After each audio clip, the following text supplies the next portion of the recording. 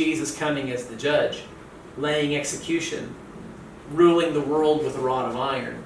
And what you'll see is the day of the Lord is Matthew 25. The day of the Lord is when Jesus comes and cleans up. He cleans up.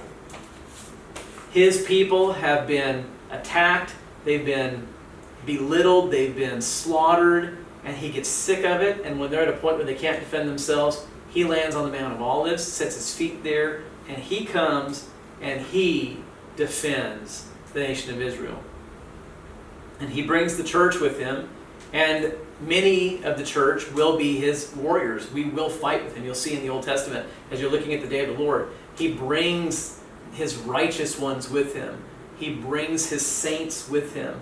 You see him coming with saints and angels. It's like this massive, can you imagine every saint in the history of humanity and every angel that God ever created coming in a massive entourage behind Jesus as he's coming back to the Mount of Olives? If that wouldn't make you quake in your boots, I don't know what will. And you want to know why there's going to be pillars of smoke? Because that's the only thing they're going to have to probably try to use against him. They're not going to have anything else. What are they going to do? How are you going to do anything?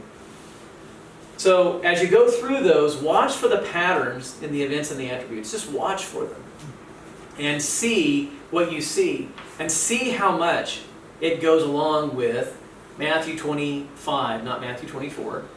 And become very familiar with the day of the Lord, because here's why. That's what this entire study is about. The entire book of the Revelation all points to the day of the Lord. It's the revelation of Jesus. That's what it is. That's what the revelation is. The revelation of Jesus that God gave to the church. And it all culminates with these 16 pages of observations right here.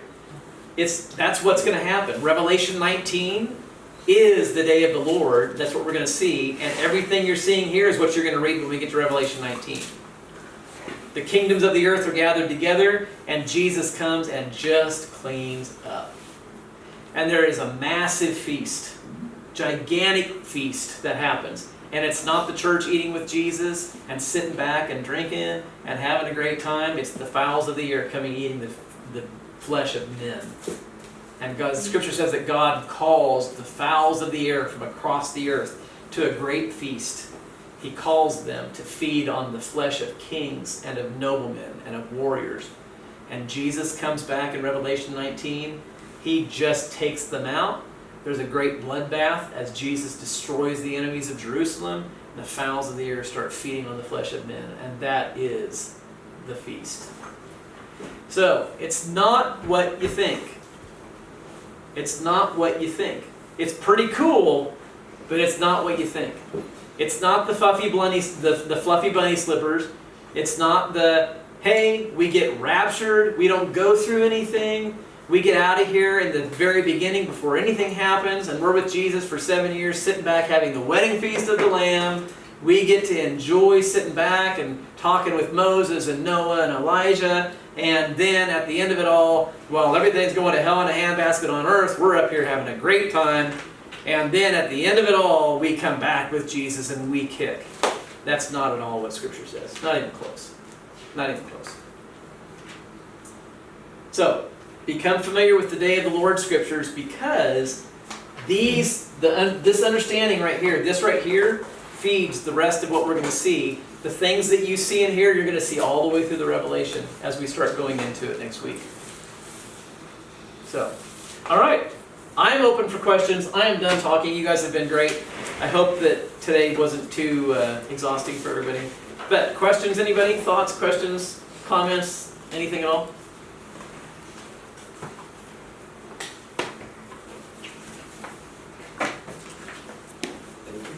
Yeah, thank you. Anybody? Nobody? Nobody has a question at all? I think it's so much. We're going to have to watch this again and read, take notes, and then we might have questions. All right, well, ask questions next week then. I agree. We should just have a Q&A But it's class. really cool. So when we get back together next week, what we'll do, we're going to start going through the book of Revelation. So everything that we've learned up to this point, give me just 30 seconds. Everything that we've learned to this point, we're starting to apply. You're gonna be fascinated to find out when we get into the Revelation, and the Revelation has 7 seals, 7 trumpets, and 7 vials of God's wrath, right? You're gonna be fascinated to discover that when we get to the 7 seals, the first 7 of the book of Revelation, it is exactly Matthew 24 verses 4 through 14. Jesus told us the 7 seals. It's super interesting. And there are aspects to the book of the Revelation that I'm still trying to get my brain around. Yeah, you guys ever, what's the show that you always like to watch on your birthday? What's that? Help me remember. Back to the Future. Thank you. So you remember the Back to the Future? You guys also Back to the Future? You know that the image that Emmett Brown, Doc Brown writes of the what's the thing called? The flux capacitor? Yeah, right. Yeah, the flux capacitor. And he's got this like picture on a piece of toilet paper or something of the flux capacitor with the interlinking circles, right? I've got an image very similar to that on the seals, the trumpets, and the vials, because they overlap each other.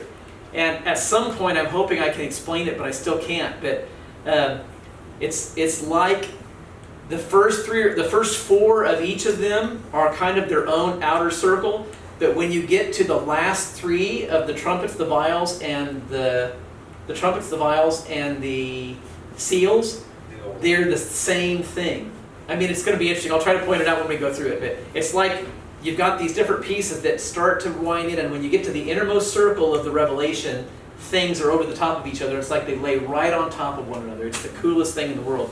And I'll try to point it out if I can. I don't even know if I can explain it well yet, but I'm still trying to get my brain around it. But lots of fun stuff ahead. The Revelation is a cool book. Super cool. So, anyways, all right. Unless anybody has questions, I think we're done.